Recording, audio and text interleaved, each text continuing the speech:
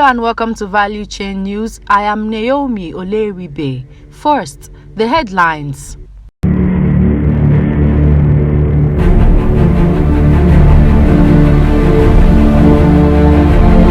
Emir of Kano, OPEC Secretary General, orders joined Valuechain Editorial Advisory Council. Bayelsa government urges host communities to join crusade against illegal oil refining. Suspected oil thief killed in Bayelsa military checkpoint attack. And now, the news in detail. The editorial management board of Valuechain Group, publishers of Valuechain Oil and Gas magazine, has announced the formation of its Pioneer Editorial Advisory Council with the Emir of Kano, His Royal Highness Alhaji Aminu Ado Bayero, as chairman, and His Excellency Dr. Muhammad Sanusi Barkindo, Secretary General of the Organization of Petroleum Exporting Countries (OPEC), as alternate chairman. The new 8-member Editorial Advisory Council, made up of seasoned, eminent, and internationally recognized personalities, brings along additional expertise to the Valuechain Group that spans the media and the oil and gas industry, and will help steer the editorial direction of the fast-rising media conglomerates. The council members were carefully selected in recognition of their track records in the development of local content in the oil and gas industry and their potential influence to rally round the entire media landscape to advocate local content mainstreaming in policy and practice in the nation's economic space. Other members of the council include Mr. Hassan Hafiz, the head of Public Relations and Information Department of OPEC, Professor Wumi Iledare, GMPC professor and chair, Petroleum Economics and Management, Cape Coast University, Ghana, Mrs. Omotayo Omotosho, former DG Nigerian Tourism Development Corporation, as well as Africa and Industry nominees, with Alhaji Musa Bashir Usman, Group Publisher and Editor-in-Chief, Valuechain Group, as member and secretary. In a letter conveying his appreciation and acceptance to serve as chairman of the Editorial Advisory Council, the Emir of Kano, His Royal Highness Alhaji Aminu Ado Bayero, assured the Valuechain Group of his support and cooperation towards the attainment of the council's initiatives. OPEC Secretary General Mohammed Sanusi Barkindo, also in a letter he personally signed to indicate his acceptance to serve as alternate chairman to the council, said he was deeply humbled to be offered the position of the pioneer alternate chairman and gratefully accepted the position. He attributed the good working relationship that OPEC has developed with the African oil and gas media in the recent years as a two-way process, and the professionalism and dedication of esteemed members of media organizations such as Valuechain, which has enabled the successful relationship between OPEC and the African media blossom. Valuechain magazine is an oil and gas niche monthly publication that was launched in Abuja on July 17, 2018, and has since evolved into an established media group with an online TV channel added to its stable. The media brand prides itself as the most authoritative energy news source in Nigeria. Host communities of Nigeria producing oil and gas, HOSCON, has been charged to complement government efforts in sensitizing people of Niger Delta, particularly the youths, on the environmental and health hazards associated with illegal bunkering and refining of crude oil. Deputy Governor of the state, Senator Lawrence Ewuru-Jakpo, gave the charge when he hosted members of the state executive and elders council of HOSCON in Yenogwa. This followed the tragic explosion at an alleged illegal crude oil refining camp in Ohaji Egbema local government area of Imo State, where several lives were lost. He said apart from the deleterious health effects caused by artisanal refining of crude oil, the menace also constitutes grave economic sabotage to the country and our state in particular. The deputy governor condemned the call for legalization of illegal refining of petroleum products by some youths in the state, adding that HOSCON has a strategic role to play in the ongoing sensitization efforts of government to discourage operators of illegal refineries.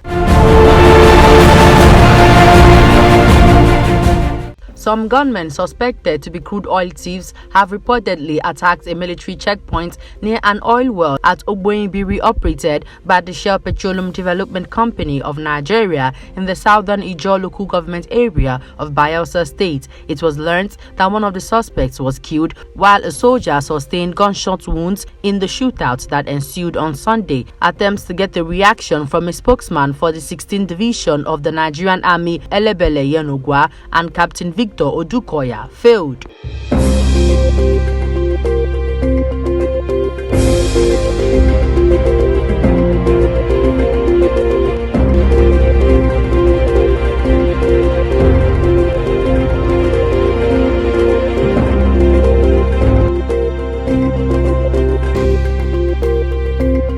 Parallel government Prime Minister Fatsi Bashaga has called on the group blocking operations in the oil fields to end their protests to allow the resumption of production and exports. The Prime Minister designate of the East-based parliament met with the protesters in Brega on Sunday and vowed he would ensure that oil revenues are managed fairly. He said they had extensive contacts with several local and international parties to set up a transparent mechanism that ensures the oil revenues are kept in the hands of the Libyan state away from political conflict. The protesters, however, refused to end the siege on the oil sites until Bashaga's government takes office in Tripoli.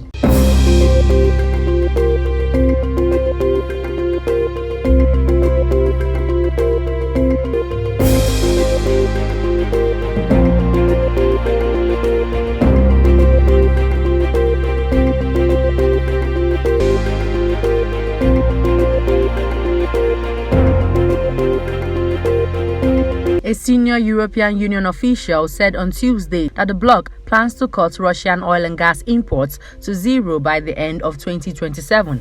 His remarks is coming as EU leaders continue to deliberate on moves to accelerate reducing the region's dependence on Russian energy. EU Economic Commissioner Paolo Gentiloni told newsmen in an interview that the Union aims to reduce its dependence on Russian oil and gas by 2/3 by the end of this year and phase it out completely by the end of 2027. Gentiloni's remarks provide more clarity around the timeline for the EU's member states to wean themselves off Russian energy. The EU Russian energy imports were worth $108 billion in 2021, according to data from the World Economic Forum.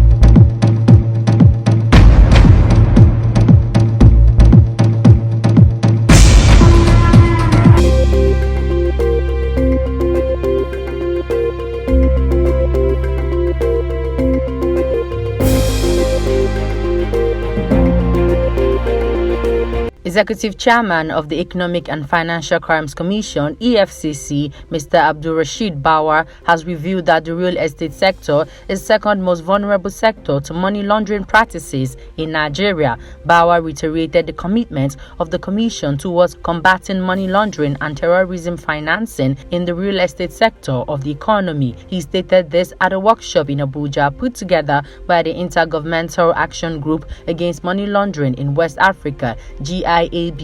According to him, places like Abuja, Port Harcourt, Kano and Lagos are some of the major cities where properties are regularly purchased, mostly in cash and often in foreign currencies, with no questions asked by anybody about the legality of such transactions. Bawar stressed that based on the existing realities of the real estate sector, the EFCC will leave no stone unturned in combating money laundering practices in the sector.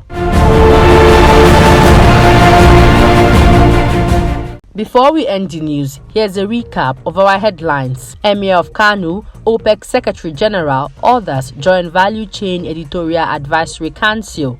Bayelsa government urges host communities to join crusade against illegal oil refining. Suspected oil thief killed in Bayelsa military checkpoint attack. And that's the news. I am Naomi Oleribe. Good evening.